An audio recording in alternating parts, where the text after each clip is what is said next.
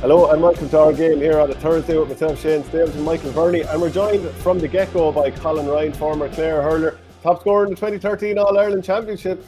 Colin, we love bringing that one up. How are things with you? It's my only claim to fame, is it? Well, no, I mean, you got an All-Ireland as well. That wasn't bad. Is this like Micah Richards has only played 5 appearances in the Champions League? That was quality, yeah. That was brilliant. Did you ever see that guy? He regularly does the tennis. And I think the thing they have under his name is made the third round of Wimbledon in 1986 or something like that. So, hey, it doesn't quite match that. How are things with you anyway, Colin? You're a fan? Huh? Thankfully, I said there'll always be an Ireland winner there now, at least. Yeah. So tell us about the Clare County final coming up this weekend. Ballier and Éire Óg. There's only a hen's kick between the two of them distance-wise, isn't there? But they actually haven't met in the championship since 2016. No, I suppose first off, to say straight away, we definitely have probably the two best teams in the championship and the county final, which in Clare I won't say it's quite unusual, but there is probably 7 or 8 teams every year who feel like they can get to the county final. It is very, very competitive, and Ballier, I suppose, have been the standard bearers themselves, and the Bridge really. The Bridge dropped off this year. I think losing Cathal Malone and Alex Morey were 2 massive losses from, but Éire Óg have really got their house in order the last couple of years, and we played them last year in the first round of the championship, and we were lucky enough to beat them. They were missing a couple of players, but the club in itself, I think, has got its act together. They've kind of got a real sense of community back in a town, I suppose, environment, and they're reaping the benefits of it. But it's going to be a cracker. I often give out about some of the games, maybe the TG4 pick for Clare, on live, but I think they've missed a beat by not having this one on Sunday. Michael? Yeah, no, expecting a belter of a game. And it's funny, I saw Derek Lynch put out a tweet there the other day about the amount of county players involved. And I think there's actually more county footballers involved than hurlers, which is a unique one. But just fly down through the list of them, and it's a fairly star-studded list. You have Paul Flanagan, Jack Brown, Tony Kelly, Pierce Lillis, Aaron Griffin, Cathal O'Connor, Killian Brennan. You obviously have Gary Brennan, a former Clare footballer and probably one of Clare's greatest ever.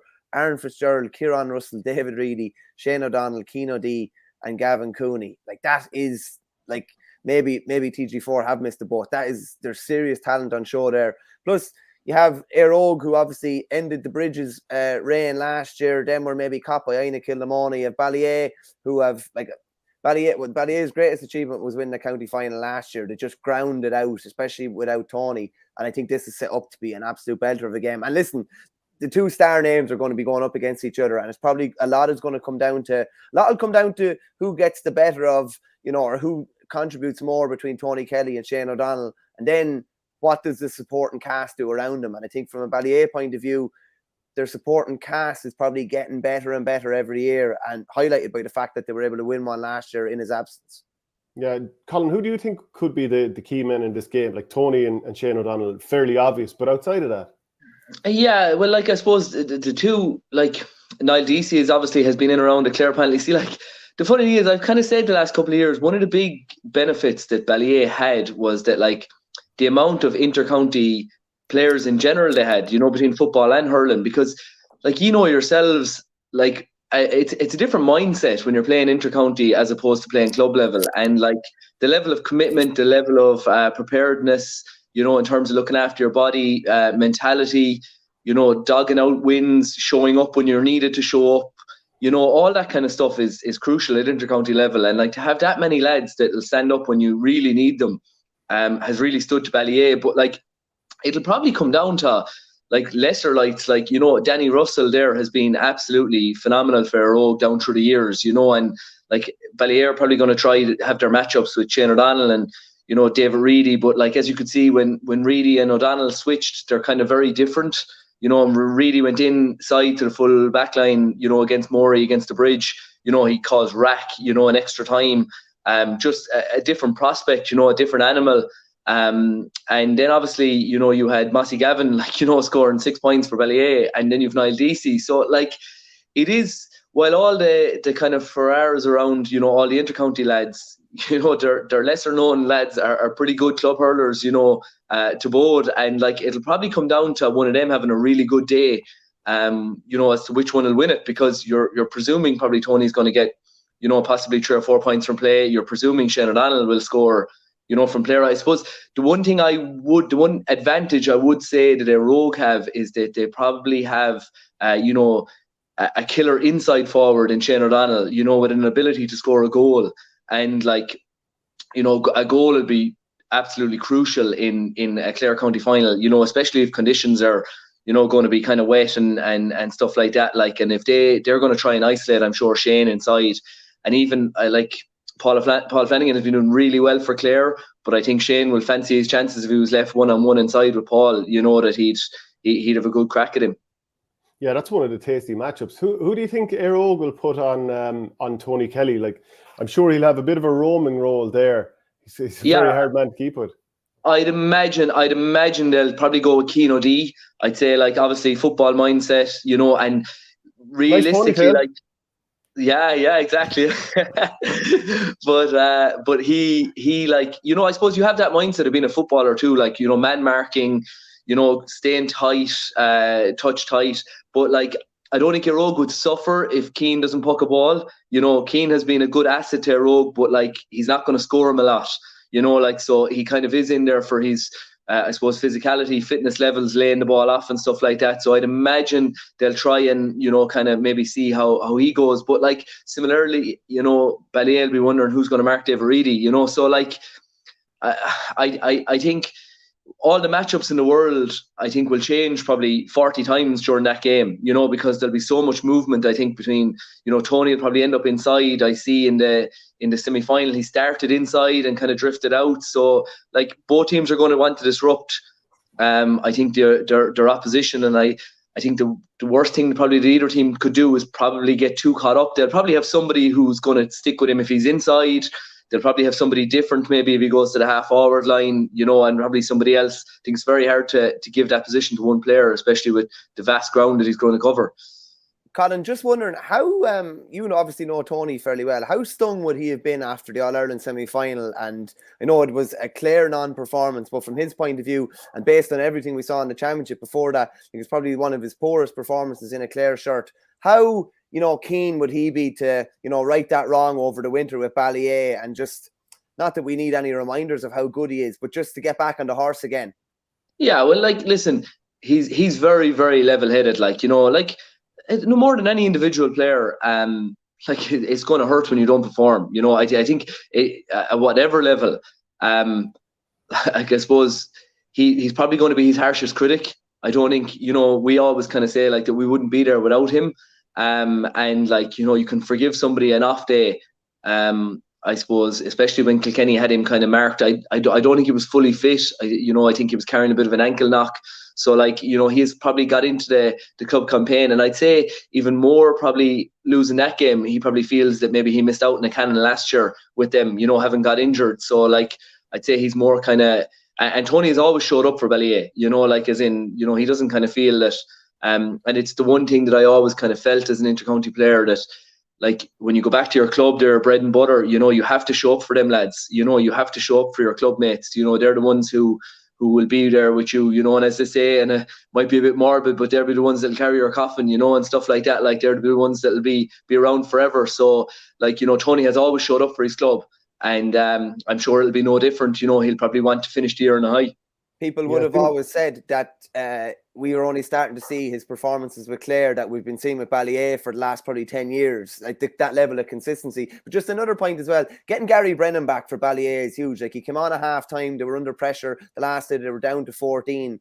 A player like that who, there's no doubt he probably could have hurled for Clare back in the day as well. But just a big physical player, great ball carrier, well able to take a score, big target man as well. Having him back in tow, and probably with 2 weeks of hurling training under his belt now as well, is huge for them.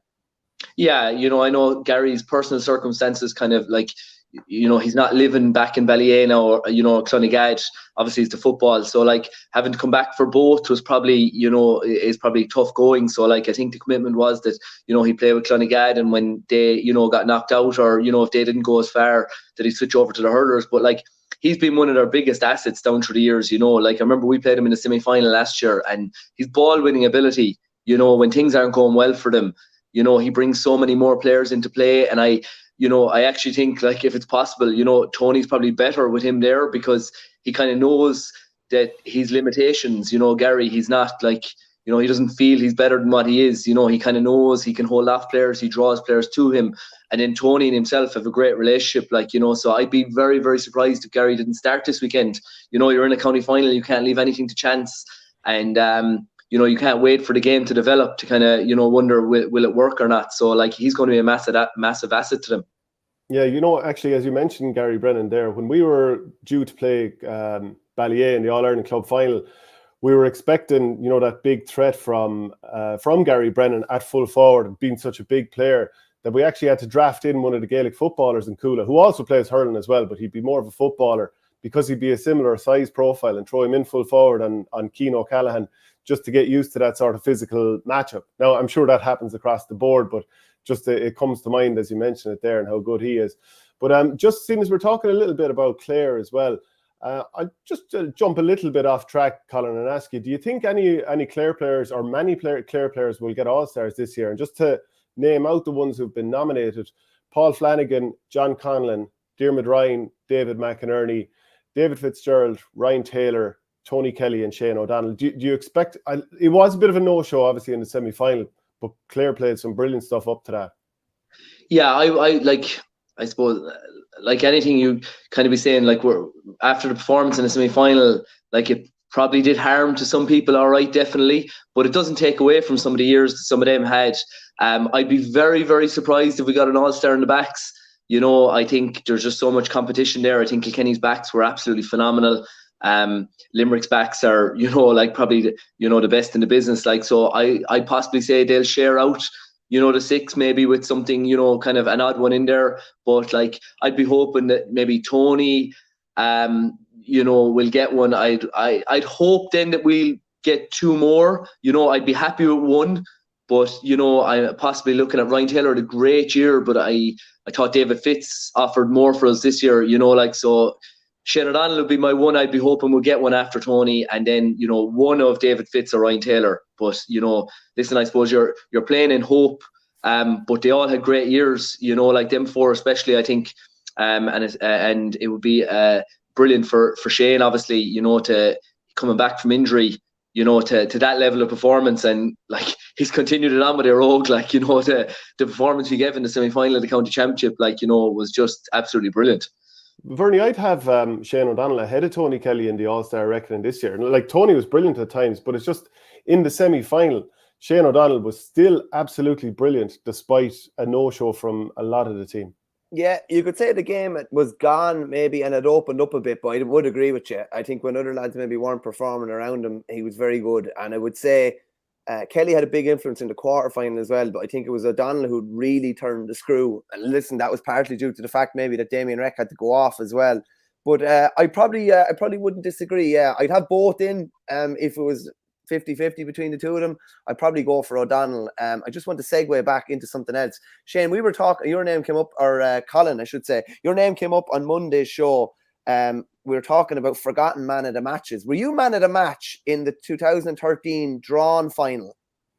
No, Conor Ryan. I got man of the match.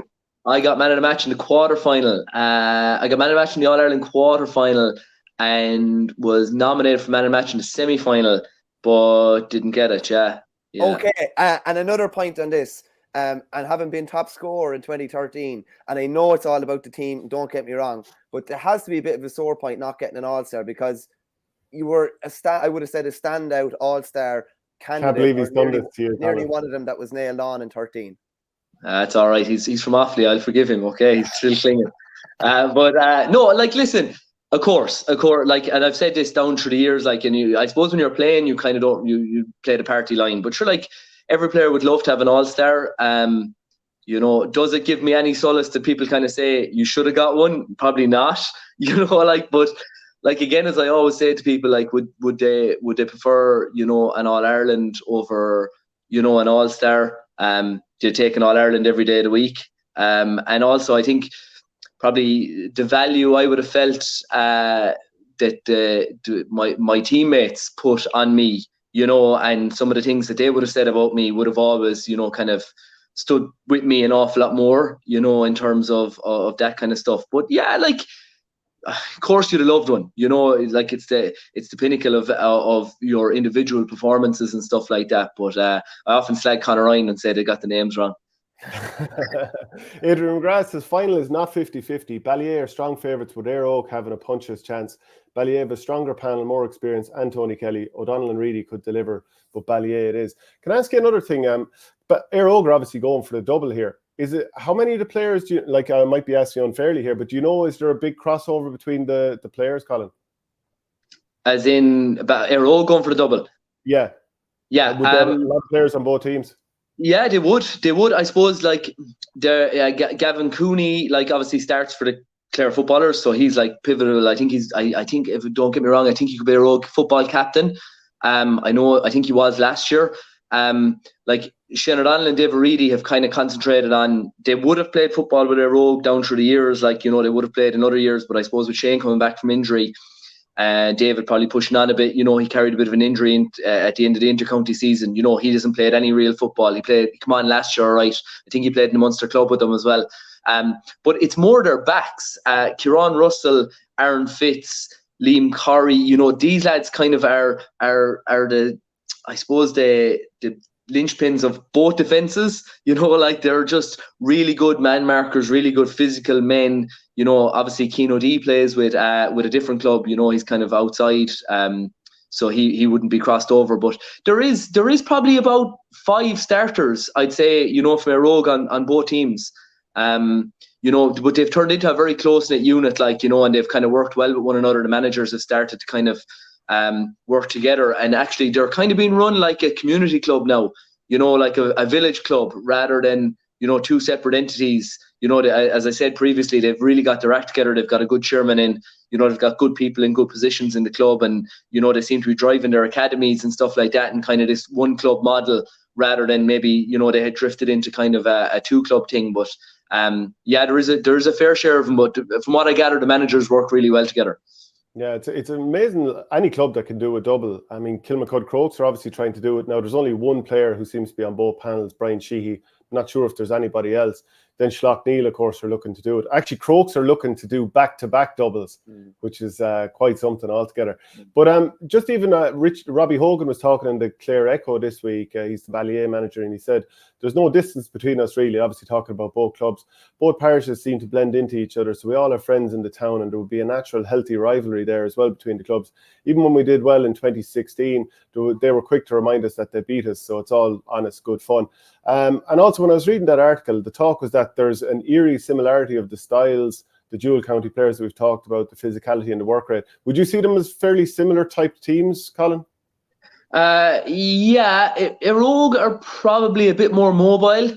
You know, like, I think when I look at, like, if I was playing Éire Óg, you know, obviously we played both of them last year, but Éire Óg play a more open style, probably dynamic running game, whereas Ballier are a bit more physical. You know, they've, like, Éire Óg's forwards will be a bit more polished than maybe Ballier's forwards. You know, like, so the likes of Shane O'Donnell, Danny Russell, you know, like, their touch is immaculate. You know, they'll skin you on a sixpence. You know, whereas, like, you look at Ballier's, I suppose, marksmen. You know, like, you're talking a half-forward line of probably Gary Brennan, Pierce Lillis, and Niall Deasy. You know, 3 good, strong men who'll do an awful lot of running, you know, and kind of win dirty ball and, you know, lay it off. Like, they'd be looking for the runners of, like, the likes of Tony inside. But Éire Óg would probably have a more natural ability and a more open style of play than Ballier. Ballier will probably want it to be a bit more of a physical encounter, because I would say Éire Óg have them for legs and forwards,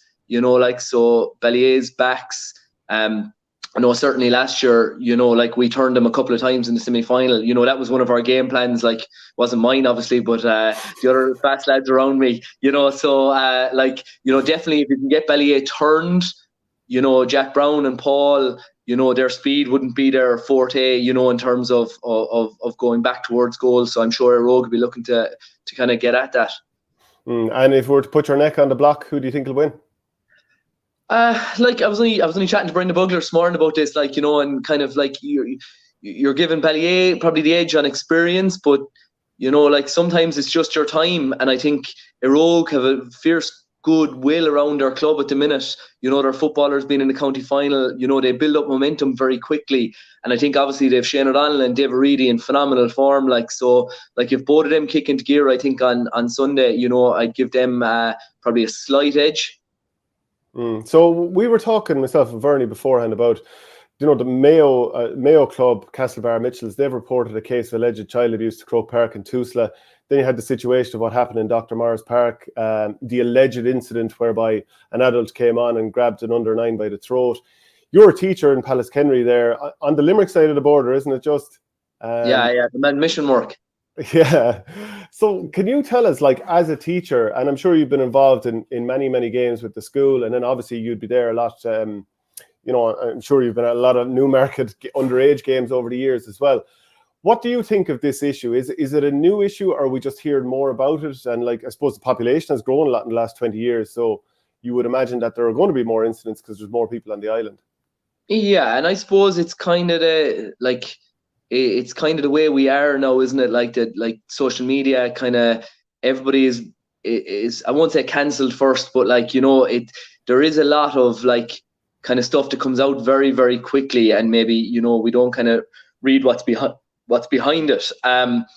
Definitely, I think the GAA needs to tighten up on the rules. I think there needs to be more stringent rules. I suppose the rule book for GAA was written long, long ago, you know, and I think we need to tighten up our rules around referees and discussions around referees and how we act on the field, you know, and how referees act on the field. You know, like that there has to be a more open communication line than, you know, them running away, or, you know, like, because that just builds up an awful lot of heat in the match. You know, behaviours, I think there has to be an awful lot of stuff done around behaviours of parents on the field. You know, I think there's a win-win attitude, you know, that like, you know, I have a 5-year-old, like, and sure, all he does is love going into the field. Like, you know, he doesn't care whether he wins or loses. Like, you know, so who develops that into him? Like, you know, it probably has to be us, you know, their role models, whoever their managers are, you know, stuff like that. Like, so there's definitely an element to that needs to be kind of looked at club by club. We don't get a lot of it in schools, would you believe, because it happens midweek, and like, what's the common denominator? You don't get a lot of parents, you know, like, so like it is kind of something that obviously falls back on parents, like, you know, and falls back on maybe outside agencies that's not inside the field, and quite often not even management, you know. But clubs definitely have to be tighter in terms of how parents react, and they have to be held to court, I think, you know, in terms of if a parent is going to be roaring abuse from a sideline at somebody, you know, there has to be a liaison officer with the club, or there has to be a facility there maybe to report that, and it has to be maybe dealt with internally, you know, or the rules of the GAA has to deal with it, because I think it's something that we need to stop doing probably as a whole, because it's just not helping anybody. It doesn't help the child, you know, to play better. It doesn't help the referee to ref the game. It doesn't help managers or coaches to give up their time freely. You know, like, so I don't see any benefit to, you know, roaring and bawling and acting that way on the line. You know, so I think it is something that the GAA needs to prioritise and get their house in order in terms of the rule book. You know, I see there, and I don't know the ins and outs of it, like, but a 96 game ban gets changed to 2 week, you know, or 96 week gets changed to 2 week, like 2 game, yeah. You know, I don't know where the reason is with that, like, but that's like saying, like, you know, a 10-year sentence for, you know, is changed to, you know, a 2 week sentence. Like, it's, you know, it just doesn't fit the bill, you know. Yeah, and like I totally agree with what you're saying in terms of like clubs need to clamp down, and you know, I mean, every point you've made there I agree with. So I'm not being an apologist for anyone who steps out of line, but if you're to be in the real world, right, and you know someone's a bit of a troublesome character, but they mightn't necessarily have stepped out of line just yet, it's very difficult for you as a club member to go and say to this person, male or female, look, we don't want you coming down around, we're worried about you roaring in, or basically to give someone a telling off within your own club and parish, because we know how quickly it is for feuds to happen around clubs. Like, it's one thing saying it, but it is actually very difficult to be that person who goes and censures people when you're not entirely, you know, it's not Minority Report. We can't predict that someone's going to do a crime, you know? Well, definitely. I think, you know, there has to be a facility there that's obviously not just leaving things up to, you know, like I was thinking about what a simple solution would be. Like, you know, that obviously if you witness something, you know, at a game, you're obviously a parent or something like that at a game, then, you know, what's to stop you, you know, just talking to the referee after the game, and that there's a facility there where you report this to somebody in the county board, You know, like that there is a facility there, like that the referee is backing up what happened. You have a report in, and let somebody in the county board have a panel of people there that can deal with, you know, the repercussions, whether that's, you know, your club, you know, you're barred from going to something, or you know, if that's obviously serious, or this is a verbal warning. You know, this is your first warning. You know, if you do this again, then, you know, we're going to have to impose a suspension on you. You know, like that this is no good to you, or that you're going to have to go to a respect, you know, a workshop or something like that in terms of. But like, I think there is ways around it. We just have to tighten up our procedures. Yeah, absolutely. Colin, I know you have to head back to school there. So thanks very much for joining us, and hopefully we'll be doing it again soon. No worries, lads. Thanks a million for. Cheers, Colin. Just a quick one, Shane, on that. I totally agree in the sense that it's very difficult for, you know, your chairman or secretary within a club to censor, technically, maybe someone who hasn't stepped out of line. So I don't know if it's some sort of thing where a club appoints almost like an independent mediator or an independent liaison for these things, where they're done independently. Because like, you look at nearly every club around the country, the chairman, the secretary, and the minor chairman, they're probably have their own sons and daughters within the club. They probably know that this person well off the field or whatever. So it's very hard to actually censor them, where it's something that probably needs to be taken out of hands almost. Because what happens there is the parent or the person, the perpetrator, or the person who's potentially going to be a perpetrator, takes it the wrong way. They maybe pull their kids out of the club. There's a feud there. The kid ends up suffering as a result. The parent suffers, the club suffers, and everybody kind of suffers. So it's kind of a difficult thing there. I don't know whether it's a case where maybe there's a person within every county board that these type of things are reported to, and that's they're an independent person potentially, and facts are taken as facts, and there's no bias or there's no anything like that. Maybe that's the sort of road that we need to go down. Just as well as that as well, I'd like to say, I was thinking about this, and I was watching you on Ireland AM the other day, talking about kind of violence and abuse and things like that within the GA. I remember being in Mullingar with Banner College with an under-14 team, and what the referee was letting go was absolutely scandalous. Now, and I felt I was actually going to pull our lads off the field, and we were winning. It was so dangerous what he was letting go, and I had completely lost it because I thought someone was going to get absolutely cleaved. Like, he wasn't blowing for anything. And like, I don't think I abused them or anything like that, but I said, like, you have to protect our players. Our players are not being protected. And of course, a lot of referees will fire back at you and they'll say, get off the sideline or get off whatever. I wasn't cursing. I wasn't doing anything like that. But there is a duty of care on referees as well. And like, you have to look after the players on the field. You have to protect the players on the field. Like, I'd lose the run of myself a bit sometimes, but there wouldn't be any badness in it. But like, referees have to be held to account as well. That's just giving it from the other side of it as well. And players have to be protected. And sometimes managers lose the rag, or coaches lose the rag, because they feel, particularly with juvenile players or underage players, that they're not being protected and someone's going to get seriously hurt. That is not in any way to condone abuse or assault or anything like that. Far from it. I'm just trying to give the other side of it as well.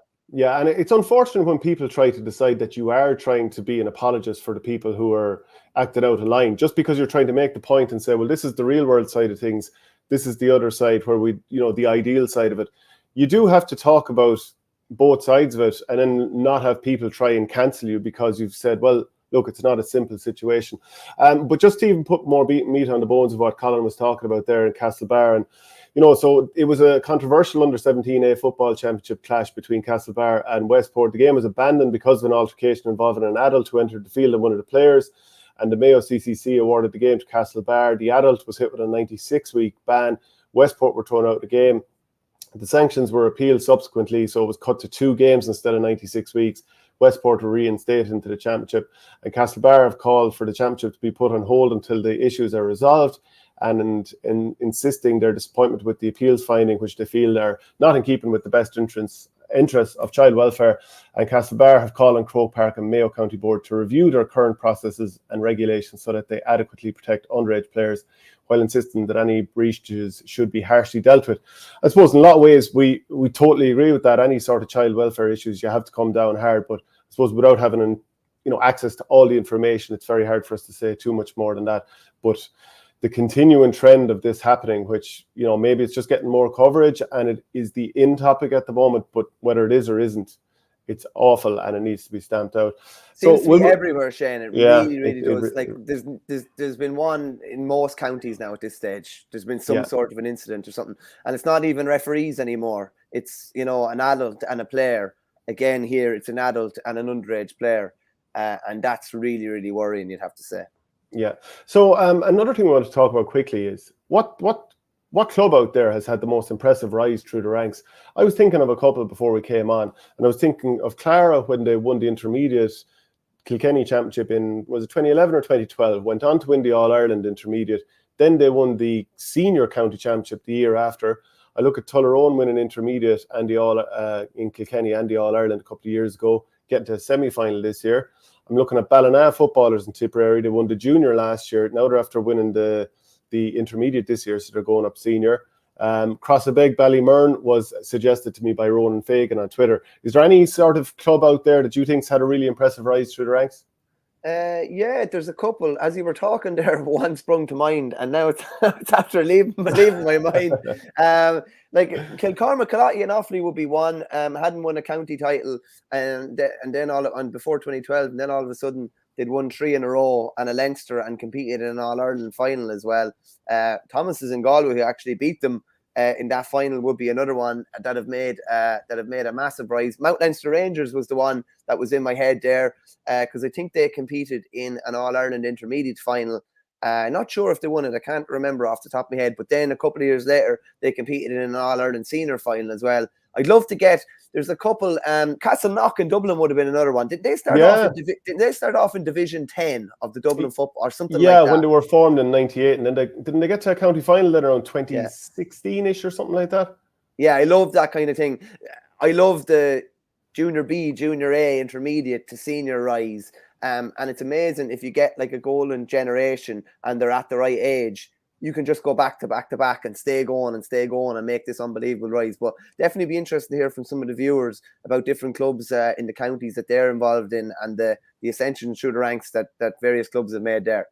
Yeah, we want to talk about this as well. So this is the managers during the week in the Premier League. Amazon Prime did this. They had, it's Frank, I can't remember his first name. It's Thomas Frank, the manager of Brentford, and Graham Potter, who's the new manager of Chelsea. And they were kind of interviewing each other, ask him one question, which was very novel. Why are you changing the information so many times? Good question. I didn't think he'd answer this.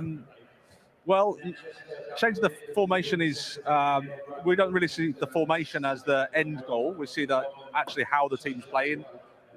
The team needs to look consistent regardless of the formation. And then it's about the personnel, about how you want to attack the opponent, how you want to defend against the opponent. I suppose those things we consider. But yeah, hopefully there's things that look the same even though the shape changes. Graham, uncharted territory. Uncharted territory. We really don't see that too often. I thought that was really good.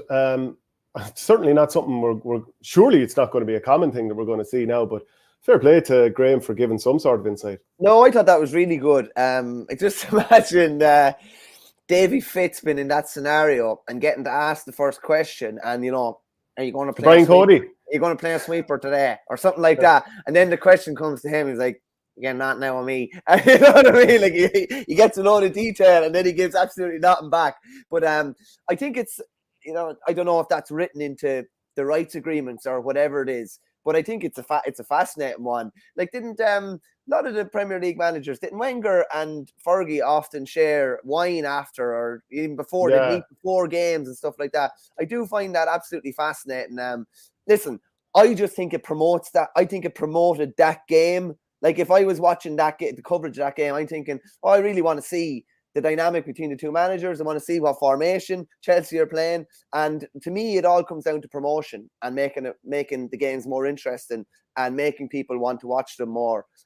So I'd love to see what anyway we could potentially introduce something like that in the GA. Like, I even love on TG Carter's coverage, just even the brief couple of minutes with the manager beforehand, 2 or 3 minutes, because to me, there's always something interesting enough or thought-provoking that they say before going into it, and then you're watching the match unfold then. Yeah, actually, when I used to do the sideline reporting with Air Sport there about what was it, 4 or 5 years ago. I remember going up to different matches down in Kerry and Donegal club games now, and what we were doing was we'd actually bring the camera onto the pitch beside the warm-up, and you'd be doing a bit of a walk and talk with the manager with the warm-up in the background. It was really good. I mean, obviously Brilliant. You could easily have been cleaned out with a ball or something like that, but it was cool, it was dynamic, and you got something out of it, so I thought that was quite good. Just on that, Shane, I used to love the sideline interviews at half-time. Colin Parkinson famously did one at half-time. Was it 03 or 04 when Laois won that Leinster final, and he was just adamant, like, he's basically like Ger Loughnane, you know, we're going to do it. Oh yeah, we're definitely going to win. You would never have got that we're going to do it from Ger Loughnane if he hadn't been got coming back out into the pitch before the second half of the 95 final. Used to did often get a selector and mightn't get the manager maybe at halftime. Like I love that type of thing. I thought because they'd get the selector going in straight away. They wouldn't keep him for 10 minutes. They'd keep him for less than a minute. And I just thought it was interesting because it was really raw. Like, you know yourself, from, you know, being involved in journalism or whatever, some of the best stuff or the most thought-provoking stuff is right there, right after the game is over, when it's all fresh. So I'd be all for that. And if you look back at any of the old All-Ireland videos or All-Ireland finals, you see Brian Carty with the manager as the whistle has been blown, getting a couple of words, be it for radio or whatever. And all that stuff, I found that fascinating as well, I have to say. And the coverage then compared to now, they're poles apart, and the access then compared to now is poles apart as well. Yeah, so we were talking about clubs that have done a quick rise over the years and an impressive rise. ML89 says Caltra from intermediate to senior club All-Ireland champions in 3 years. Yeah, that's highly impressive. Fergus Butler, Adair in the football in Limerick, relegated 2015, intermediate champions 2016, senior champions in 17, 18 and 20. Bennett's Bridge at some rise from junior to senior finalist too.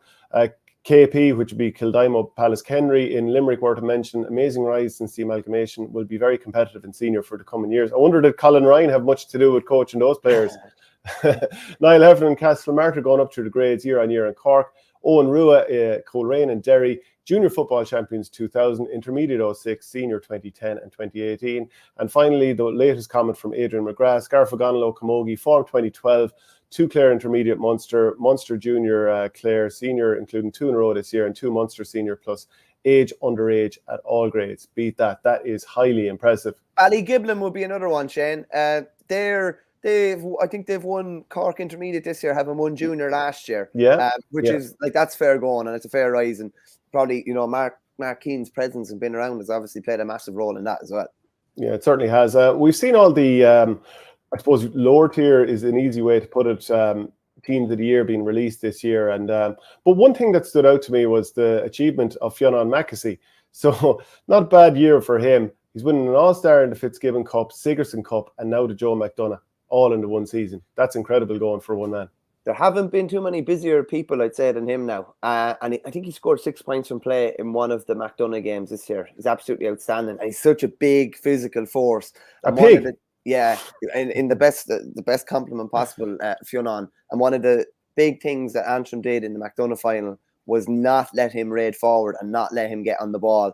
And they were able to deny him somewhat. I think he scored a point in that final, but probably they put a plan in place to make sure that he wasn't as influential as he had been. But to me, the best achievement of it all is Fitzgibbon and Sigerson being able to mix the two of them and being able to mix them that well that he was able to be an all-star in both. It's absolutely phenomenal.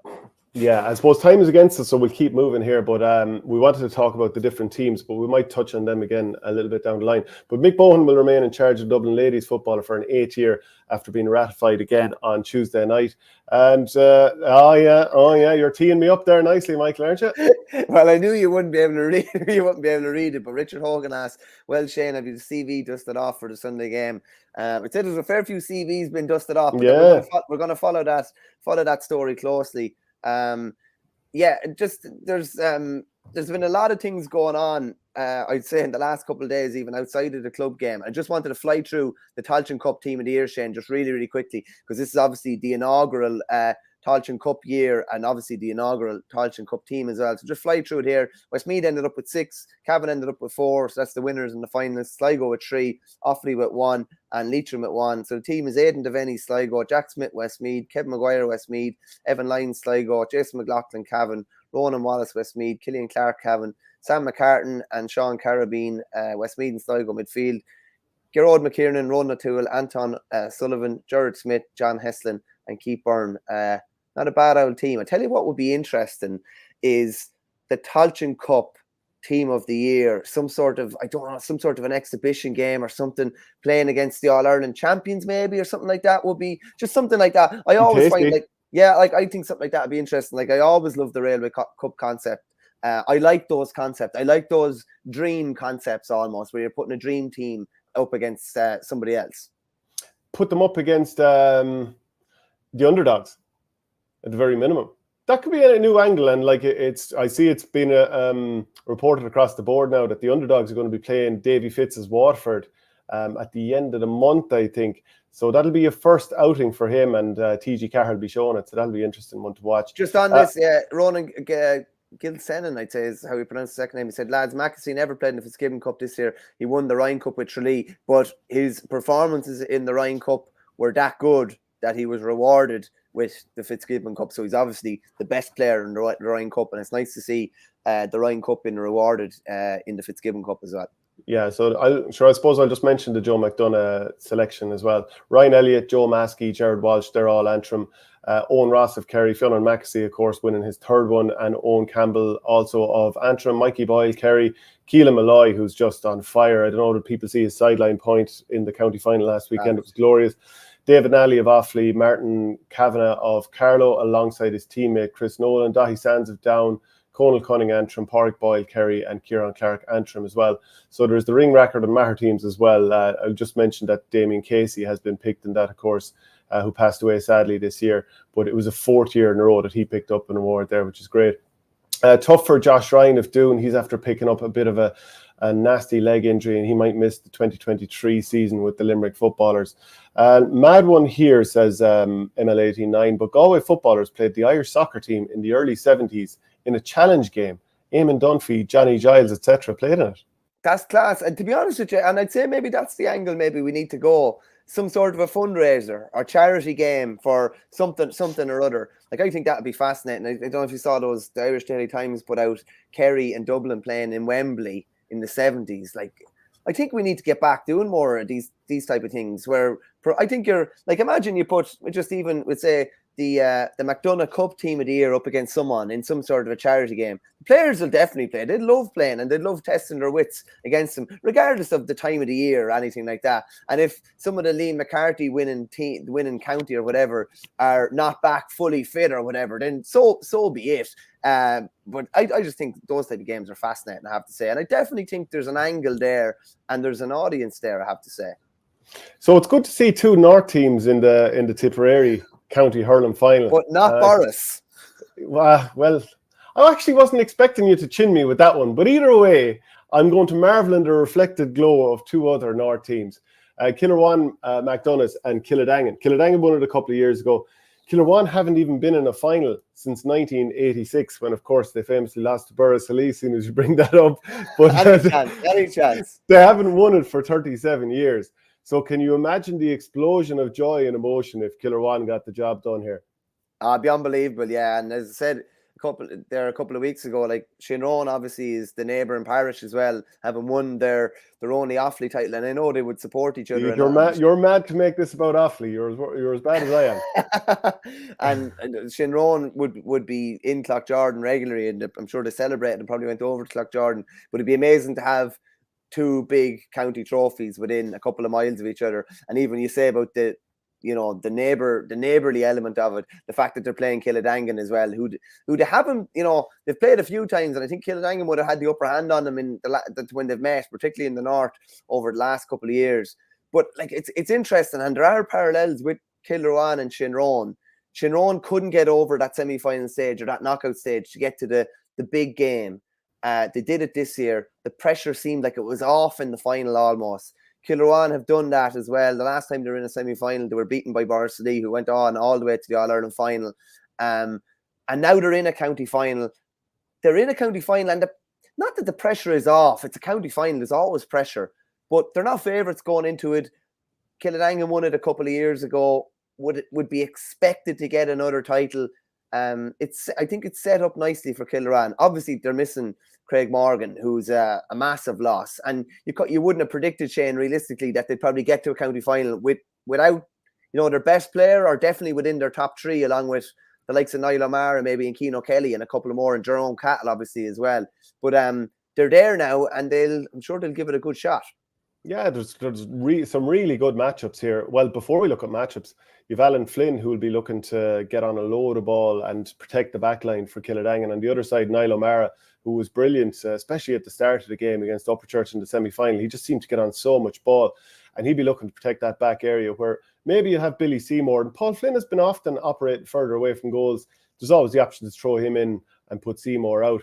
But Joe Gallagher has been a very important player for Kiladangan over the years. His ball-winning ability tends to be the player that, if other lads aren't playing particularly well, I suppose more the speed merchants, etc., he's the one who steps up and wins ball. But like Sean Hayes, obviously has lots of pace. Maybe he'll go into centre forward, and Joe Gallagher might look for a physical matchup in terms of the puck outs and so on out in the wing.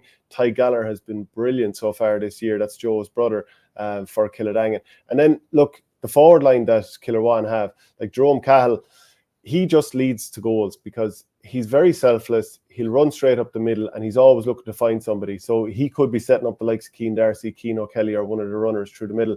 So I'd say that the most dangerous forwards on the field are for Kilruane, but I'd say the better spread of danger comes from Kiladangan.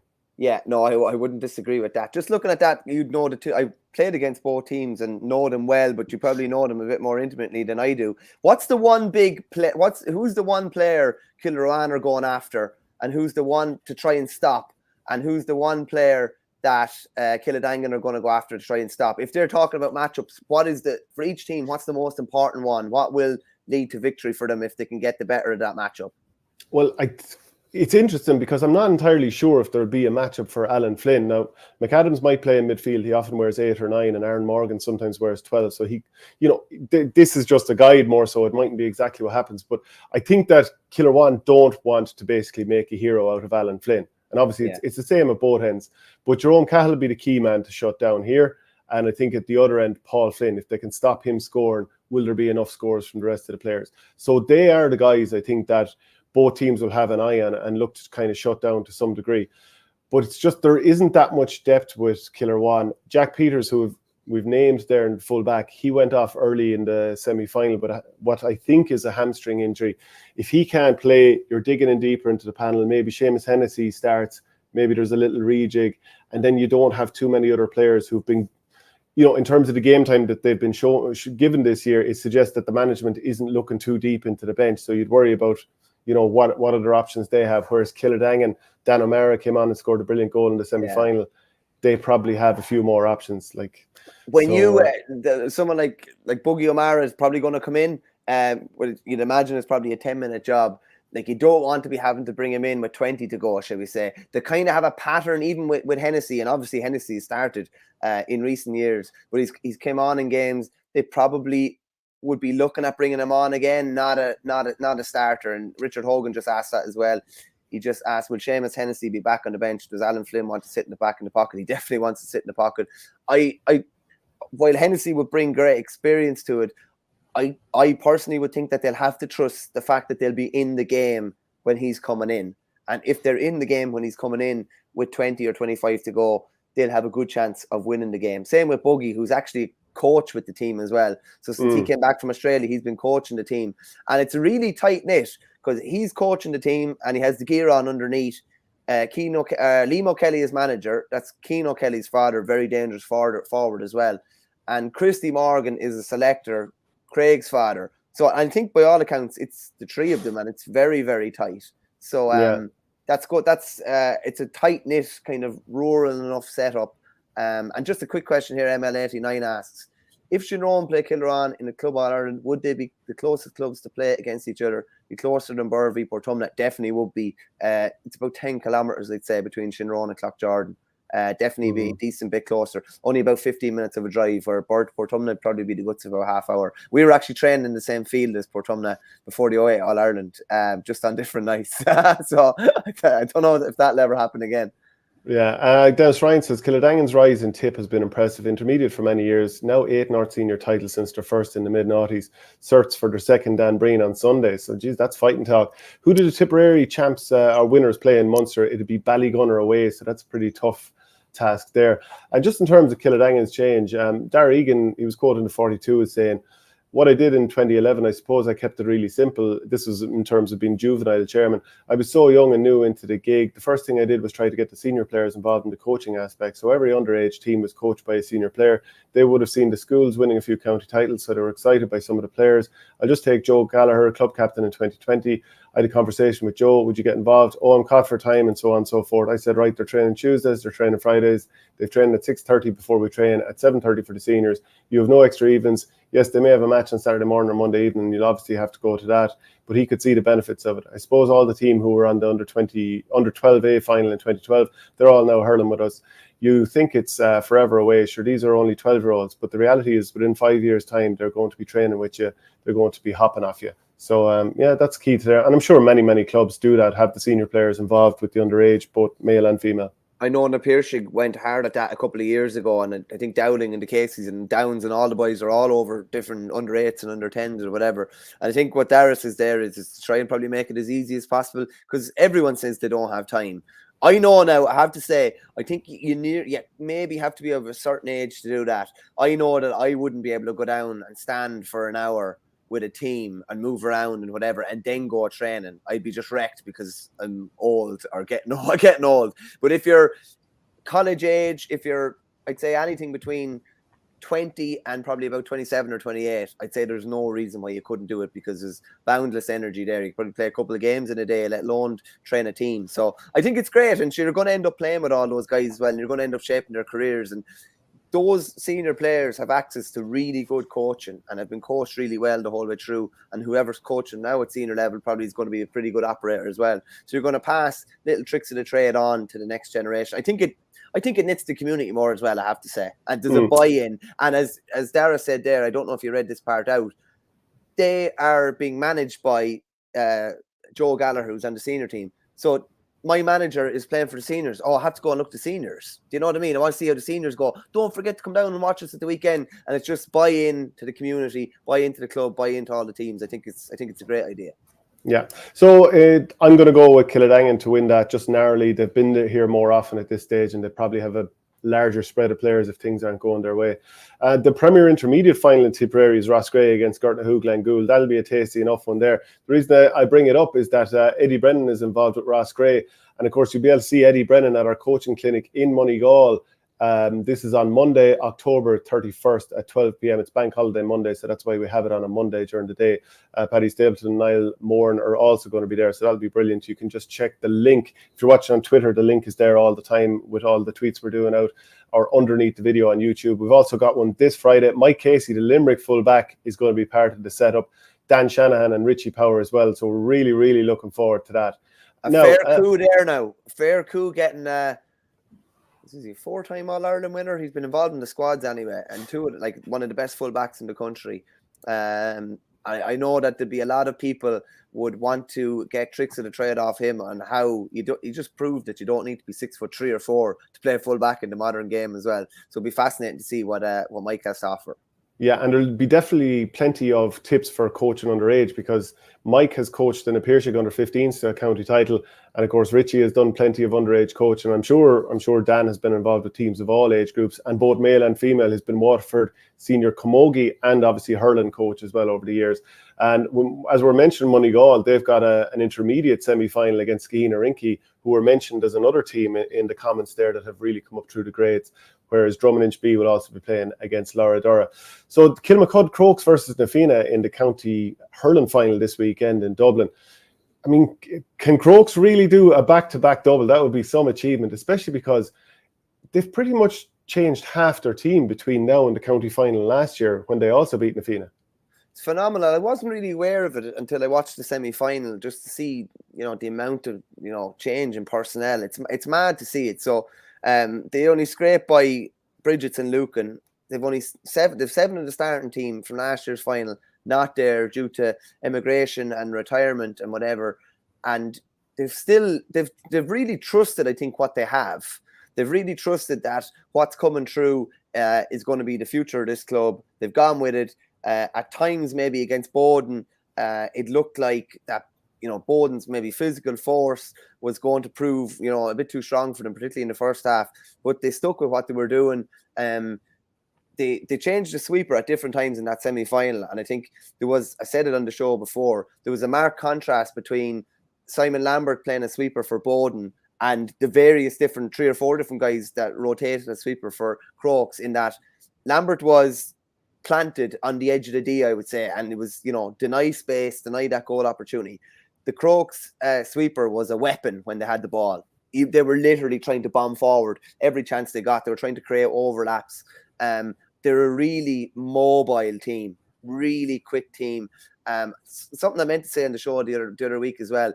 When he gets ball in hand, is there a better man to score than Fergal Whiteley when he gets a chance to actually score? Like, when it's the difficult part is probably getting it in his hand, but when he gets it in his hand, he's as accurate as anybody. They obviously have Oisin O'Rourke, who's back on the freeze again. Ronan Hayes showed glimpses in that semi-final, and Alex Considine is a bit of a weapon and a bit of a powerhouse. He's a bit of an injury doubt, though. Oh, really? Okay. Yeah, he's a bit of an injury doubt for this game. And actually, in terms of injuries, will Paul O'Dea be back for the FINA? Now, I think it was a wrist injury that he might have suffered in the group game against Coola. Funnily enough, I saw him on the sideline for DCU there the other day in a freshers match. So I'm not sure if he's going to be available or not, but they'd love to have him back because he was playing brilliantly that day against Coola. Shane Barrett is another one who was injured a couple of games ago. Will he be right? And it's impressive that they beat Coola. Now, Coola were down a couple as well, but they were 11 points ahead of Coola in the semi-final without some of their key men there. The Currys have obviously come back from injury and they're flying again. Rush is flying as well. But very impressive for them to be 11 points ahead in the semi-final when you've got 2 lads who've been involved in Dublin panels in recent times not available. Yeah, without a doubt, Shane. And they were in trouble earlier on in the year and looked like they were going to limp out or potentially limp into a relegation game. And it was going to go one of 2 ways, and it's gone the James Stephens way, shall we say. They've, overcome that game. They've gotten better and better. They've got a lot of, of their better players back on the pitch as well. And, they were a couple of seconds away from winning a Dublin County title last year, and it will still hurt. And I'm sure there'll be a nice bit of hurt going into Sunday as well. I'm not saying that that's going to get them over the line, but that has probably helped propel them all the way back now again, just knowing that how close they were last year.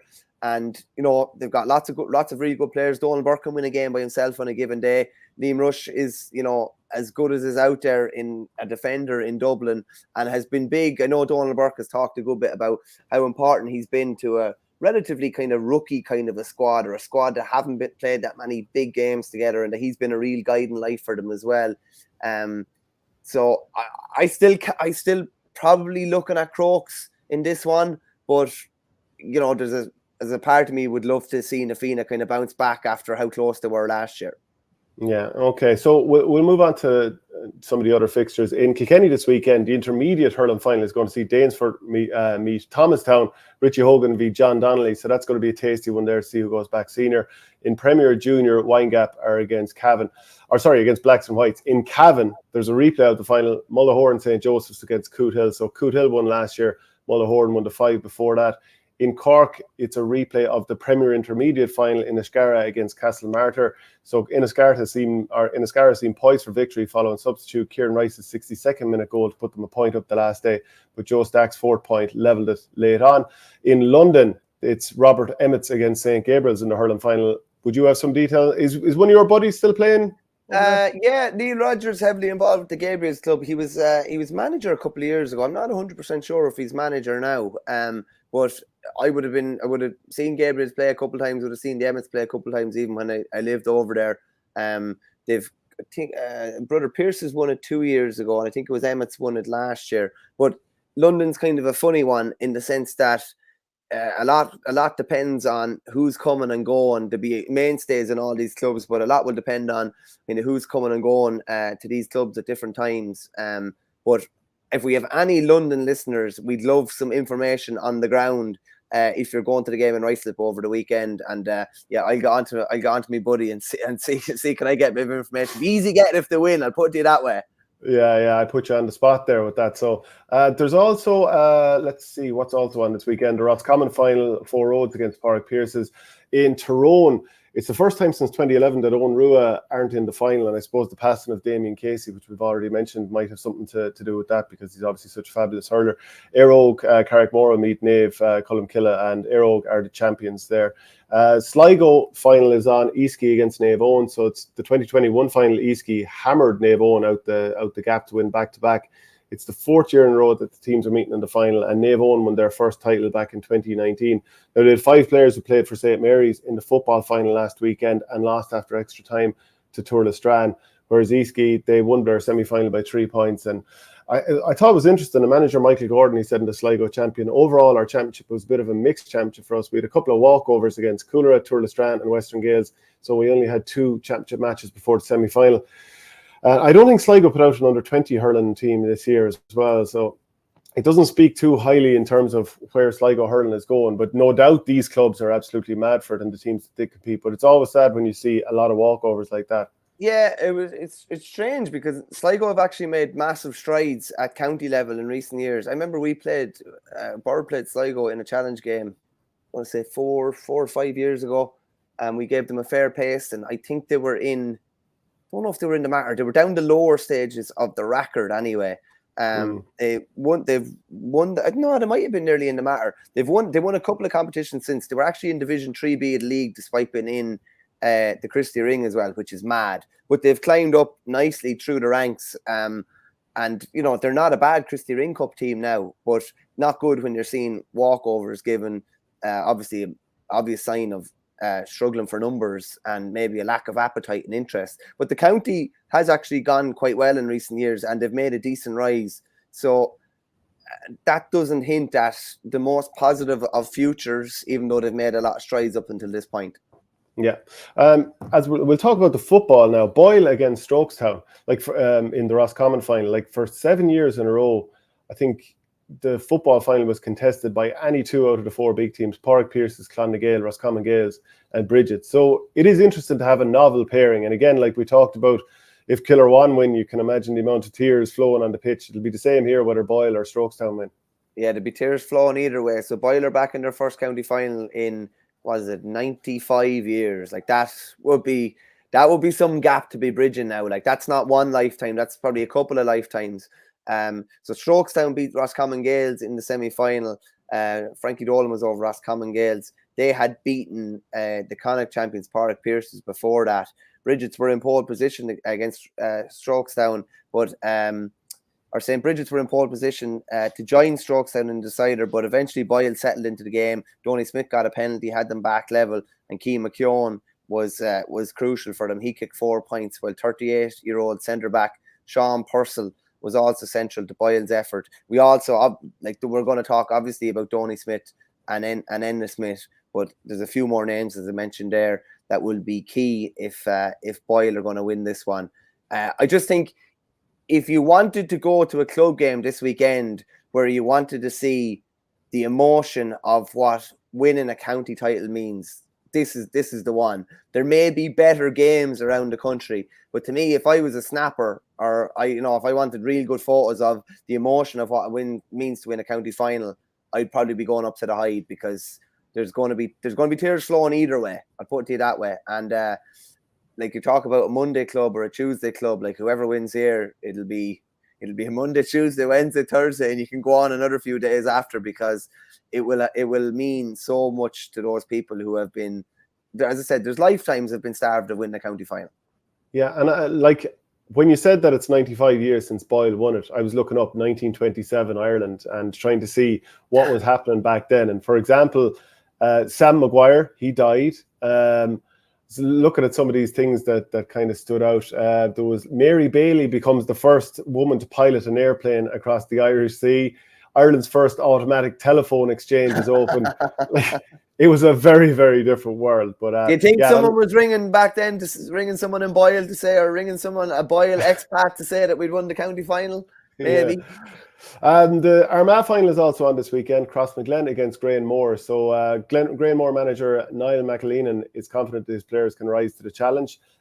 this weekend, and he goes, "We understand the challenge that's ahead of us against Crossmaglen. They've been the top team in Armagh for a number of years. They were probably a little bit unlucky to lose the last couple of finals they were in.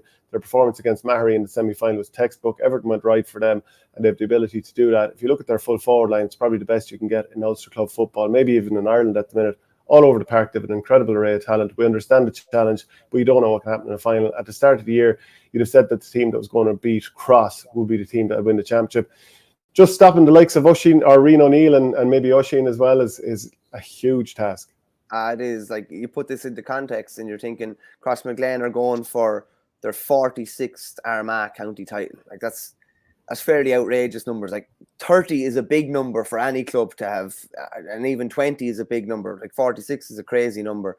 And Granamore, I think, are 9-1 outsiders in a 2-horse race, and that'll show you. Saying that, weren't Donegal something like 9-1 when they beat Dublin in the 2014 semi-final? There's always hope. They're gonna need an awful lot to go wrong on a Crossmaglen front, and they're gonna need nearly everything to go right in their front. But it's not impossible. Yeah, it's definitely not. Okay, so the next final we're going to talk about is the Derry final, Glen against Schlockneil. So just like Kilmacud Crokes, Schlockneil are out for the double, as are Éire Óg. Glen won the title last year, and I was fancying Glen to go on and win the Ulster title. It didn't quite happen. I know you are. They kick on. Yeah, I got fairly slated by you afterwards, and rightly so. The Galway semi-finals are also on, Anadown against Salthill Knocknacarra, and then the two champions of the previous two seasons, Mike Cullen, will meet Mount Bellew Mylock. I think that's just got the makings of an absolutely cracking encounter. Yeah, just jumping back to Derry for a second, Shane. Like, that's a really fascinating game. You have Schlockneil going for the double. They would have been disappointed, I'm sure, looking on at Glen winning last year for the first time, I think. And I just think that's going to be a really interesting game. Schlockneil have been, they never got their All-Ireland for all the knocking on the door and being to finals, and even been unlucky against Crokes that time. And I think they'll be absolutely gunning for a bit of redemption there, and to get their hands on the double. And as I said, you mentioned there's a good few clubs still in with a chance of either doing a double or, another neighbouring club along with them, where a few of them play football or hurling, have a chance of doing a double there. So that'd be a fascinating one there.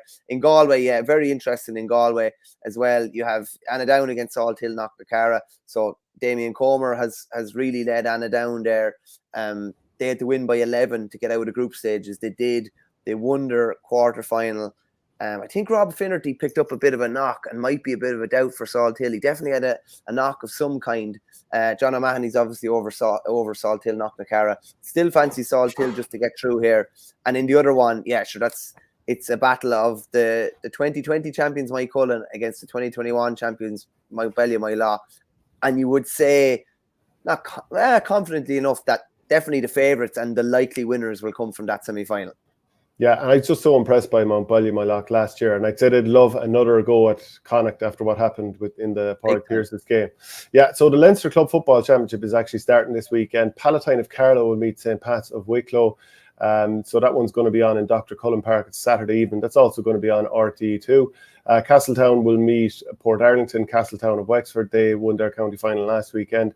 That's going to be in Wexford Park on Sunday. And St. Mary's of Ardee, they have a quick turnaround after winning their county title in Louth.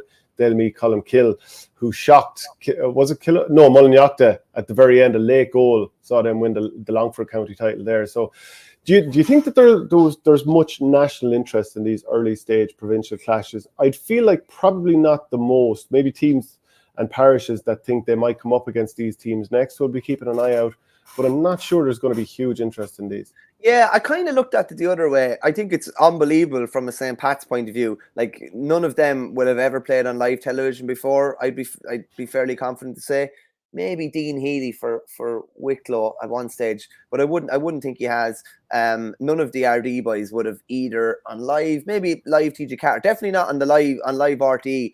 I think it's only natural that people will be watching. A good few people will be watching on Saturday. I look at it in the sense of it's a great opportunity for them. I was chatting to the captain a couple of weeks ago, Tommy, what's his name? Tommy Kelly. He scored the winning goal in the county final, and he kind of just basically said that they were going to enjoy themselves, and when the game rolled around, that they were going to get on the bus and be ready to go or whatever, but that they were going to enjoy themselves anyway. Castletown only won the county final last week against a Port Arlington side that, gave Crokes as good as they got. I think that's a fascinating enough game. And I'm actually going to St. Mary's RD against Columkill.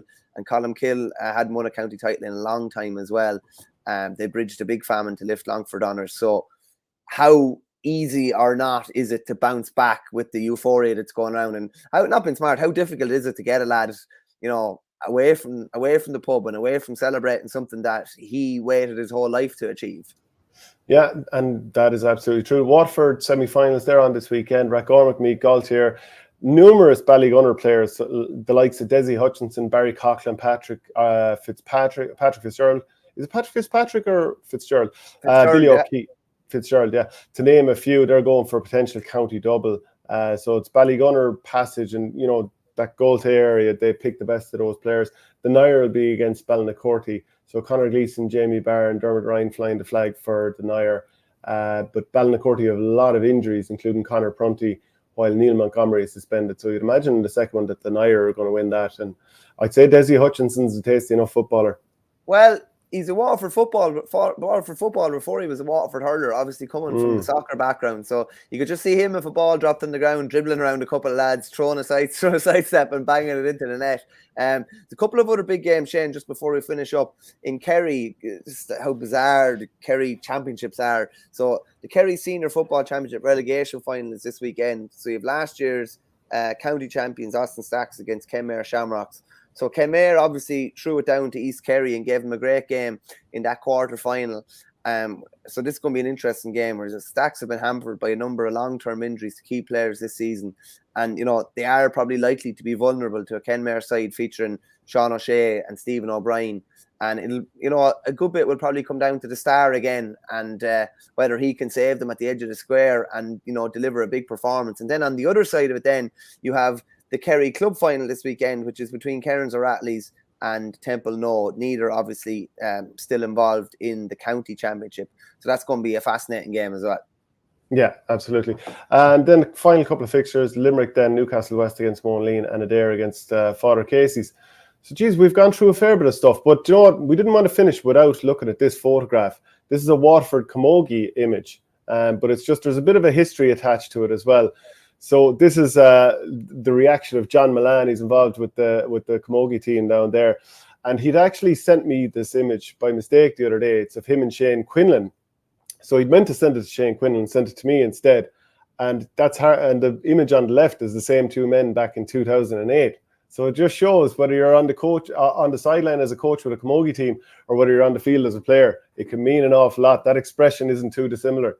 No, definitely not. 14 years apart. I know from chatting John through his work with the Independent how much his involvement with De La Salle and how much it meant to win their first county title. And it was funny because Burr and De La Salle won the same day in the Camogie, and maybe potentially will meet for an Owl Challenge game over the next couple of weeks. But John's passion, be it in the commentary box with RTE, on the field with Waterford or De La Salle, or on the sideline with De La Salle Camogie team, will never change. Definitely comes across to me, and he was one of the most passionate people in the history of the GAA. Yeah, certainly does. Okay, that's it for the show today. We'll be back again on Monday, no doubt, looking bright-eyed and bushy-tailed, reviewing all of these games. So thanks very much, Michael, and we'll see everyone again on Monday. Cheers, Shella.